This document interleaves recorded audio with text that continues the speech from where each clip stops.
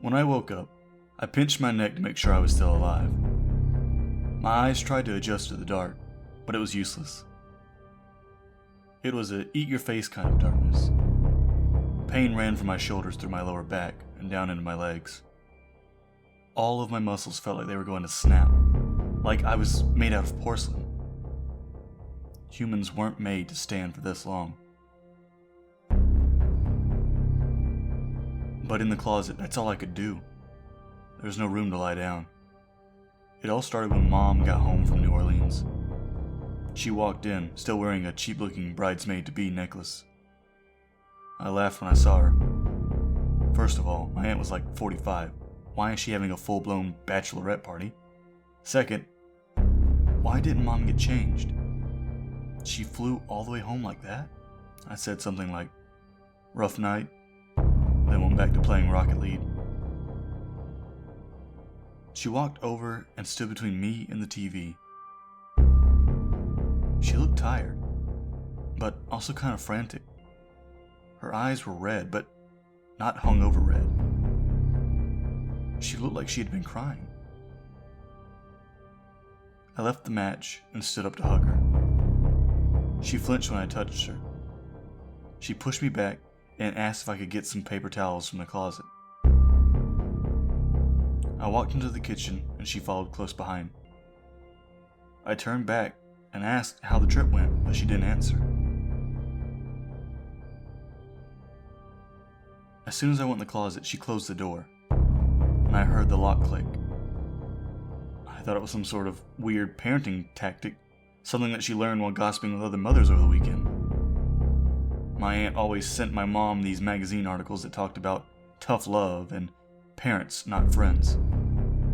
But after a few minutes, she didn't open the door. I tried talking to her, but she didn't respond. I yelled, then screamed, then cried. Nothing. I kicked, I threatened, I apologized, I cried some more, but nothing worked. All she did was shuffle around the house, moving things and calling people and yelling gibberish. The first day was the worst. I felt like I was drowning. Between the hunger and the paranoia and the dehydration, I thought my head was going to explode. Then once I had calmed down a bit, I started to listen more carefully to the phone calls Mom was making. The first one I could really understand was to a pool supply company. For the record, we didn't have a pool. Our townhouse barely had a backyard. She asked the person if they had a list of all the household chemicals that could kill someone. I heard her pull our grate from under the sink. She lied that she had a newborn and wanted to know what she should lock up. By her responses, I could tell the person on the other end kept repeating, "This is a pool supply company." Because then Mom would say, "I know it's a pool supply company. I know. But you must know about chemicals, right?" She said, "Please, just help me. I'm a new mom, please." I heard her sort through the plastic containers. She would grab something, then ask, "What about bleach?" Then after a brief pause, she would say, "Great, thank you." Then I heard her pour the liquids into something else. That's when I started to feel sick. I'd held everything in up until that point, but I couldn't take it anymore. My stomach was on fire. First, I pissed my pants. The warm, scratchy feeling made me more sick. My throat ballooned to stop from gagging, but it was useless. I turned into the other corner and coughed up bile. The sleep was short and chaotic. My dreams always ended with me falling down a flight of stairs. Then I would spring awake into my pitch-black, foul-smelling hell. Meanwhile, Mom kept making calls. She called a hospital 4 states away. "Hello? Ohio Trauma Center?" She asked all about the different ways someone could die from blunt force trauma. "What about hammers? Remote controls? Baseball bats? Textbooks?" She called a butcher. "Which organs do you stab for a quick death?" She called a construction firm. "Could someone die from a 10-foot fall? What about 5? What height leads to paralysis? Hour after hour, day after day, I listened to her. Piss puke floor piled up. My limbs felt like broken pencils. Mom didn't need help killing me. I was already dying.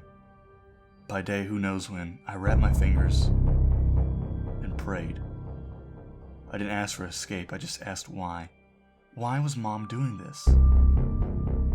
Our last conversation had been cordial. It was the night before she flew home. I heard my aunt and our other friends in the background, clearly drunk. Mom said they were going to a psychic for some last-minute New Orleans fun. That she would be on the first flight home in the morning. She asked if I was enjoying my alone time, but I've spent all the pizza money. It was my first time ever being home alone. Finally, at 13, Mom trusted me enough to be by myself. All I wanted to do was make her proud. I guess I didn't. I must have done something bad. Bad enough to die. Just as I dozed off for the dozenth time in my standing grave, I heard Mom walk past. She was carrying something big and awkward, grunting as she tried to maneuver it. As she went by the door, she bumped the doorknob. Objects dropped, clinking and clanking. Tiny shadows danced in the light along the bottom of the door. Now was my chance. I bent down, ignoring the horrible pains that shot through me. I reached through the opening and grabbed whatever I could. Mom screamed when she saw my hand. It was a deep, guttural sound, like an animal being slaughtered. I grabbed what I could before her foot stomped down. She barely missed my fingers. When I brought the objects into the fading light, I took stock of my inventory. There was a toothbrush, toothpaste, a small comb, and a razor blade. I dropped everything but the razor blade. I ran its sharp edge across my fingertips. I didn't feel pain. I felt hope.